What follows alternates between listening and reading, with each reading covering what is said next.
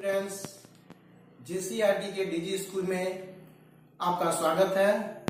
मैं हूं राजीव रंजन और आज की इस वीडियो में मैं आपके लिए लेकर आया हूं वर्ग अष्टम के विज्ञान के पाठ्य पुस्तक के पाठ 7 दहन और ज्वाला में दिए गए अभ्यास प्रश्नों में से प्रश्न संख्या 1 से 5 तक के प्रश्नों का हल। तो आइए हम बारी बारी से इन प्रश्नों के हल पर चर्चा करते हैं। नंबर 1, सही उत्तर चुनिए। दहन की क्रिया के लिए निम्नांकित कौन सा शर्त आवश्यक है? इसमें प्यारे बच्चों 4 उत्तर दिए गए हैं, यानी 4 विकल्प दिए गए हैं और हमें इनमें से सबसे सही विकल्प को चुनना है। तो प्रश्न है कि दहन की क्रिया के लिए निम्नांकित कौन सा शर्त आवश्यक है? पहला विकल्प है दहनशील पदार्थ की उपस्थिति। दूसरा है पदार्थ के ज्वलन ताप की प्राप्ति। तीसरा है वायु की उपस्थिति और चौथा है इनमें सभी। तो इसका उत्तर होगा इनमें सभी। इस पर हम लोग सही का चिन्ह लगा देंगे।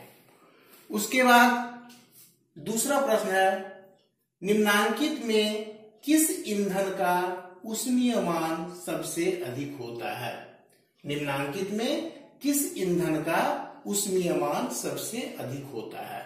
इसमें दिए गए विकल्प हैं लकड़ी, किरोसिन, एलपीजी और चौथा है हाइड्रोजन।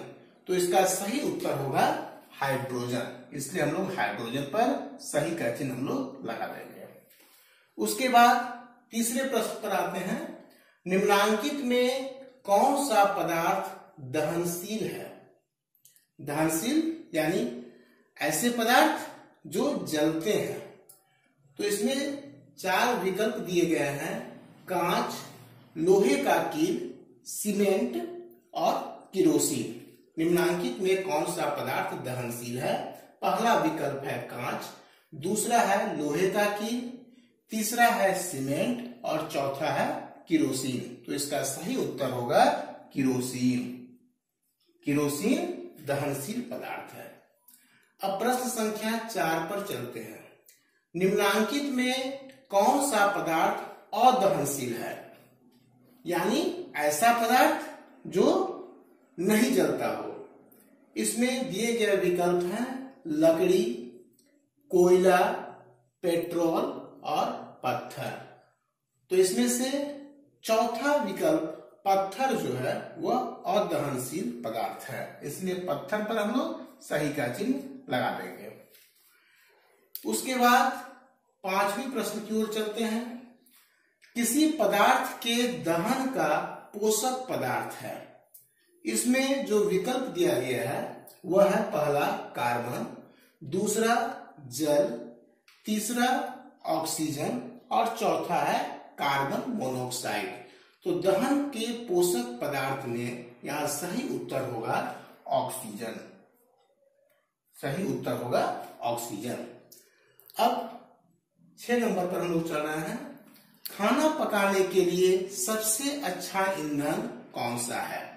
दिए गए विकल्प है हमारे सामने लकड़ी, कोयला, एलपीजी और हाइड्रोजन।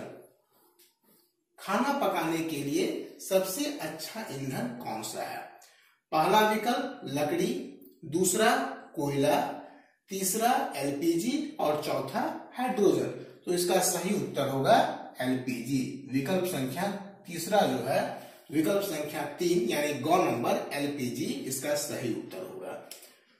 इस तरह से प्रश्न संख्या 1 में 1 से लेकर 6 तक के प्रश्नों को हमने हल किया। अब हम चलते हैं प्रश्न संख्या 2 की ओर। इसमें प्रश्न है कि दहन की परिस्थितियों की सूची बनाइए। तो इसका उत्तर होगा दहन के लिए 3 आवश्यक परिस्थितियां हैं। क्या क्या? पहला है दहनशील पदार्थ, दूसरा है वायु, वायु कहने का मतलब है ऑक्सीजन, और तीसरा है ज्वलन ताप। यानी दहन के लिए 3 आवश्यक परिस्थितियां हैं: दहनशील पदार्थ, वायु यानी ऑक्सीजन तथा ज्वलन ताप। अब हम प्रश्न संख्या 3 पर चलते हैं।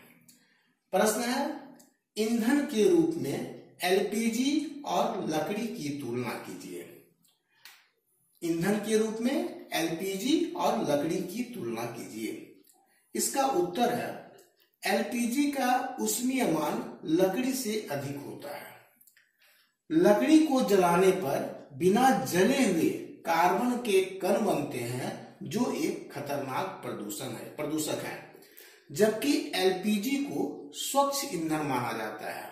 यानी जब एलपीजी जलता है तो बिना जले हुए कार्बन के कण नहीं बनते हैं, इसलिए लकड़ी की तुलना में एलपीजी को अच्छा ईंधन माना जाता है।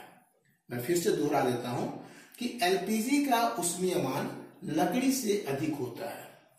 लकड़ी को जलाने पर बिना जले हुए कार्बन के कण बनते हैं जो एक खतरनाक प्रदूषक है, जबकि एलपीजी को स्वच्छ ईंधन माना जाता है।